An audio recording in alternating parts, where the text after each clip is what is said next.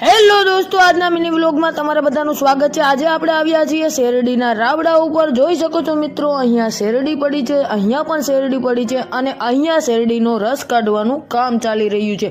જોઈ શકો છો, રસ આવી રહ્યો છે અને આ રીતે અહીં પર આ રસને આવા મોટા મોટા તપેલાઓની અંદર ગરમ કરવામાં આવી રહ્યો છે। જોઈ શકો છો, આને ધીમી આંચથી લઈને ફૂલ આંચ સુધી ગરમ કરી રહ્યા છીએ અને ગરમ કરતાની સાથે એક તપેલામાંથી બીજા તપેલામાં, બીજામાંથી ત્રીજા, એ રીતે પ્રોસેસ કરવામાં આવે છે। જોઈ શકો છો મિત્રો, કઈ રીતે એની અંદર નાખવામાં આવી રહ્યો છે ચૂનો।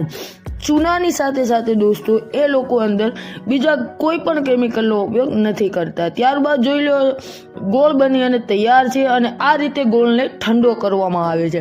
ગોળ ઠંડા કર્યા બાદ આ રીતે ડબ્બાની અંદર પેકિંગ થતો હોય છે, જોઈ શકો છો મિત્રો। ત્યારબાદ મેં પણ ગોળ ચાખવાની ટ્રાય કરી અને ટેસ્ટ કર્યો। ગોળ એટલો મસ્ત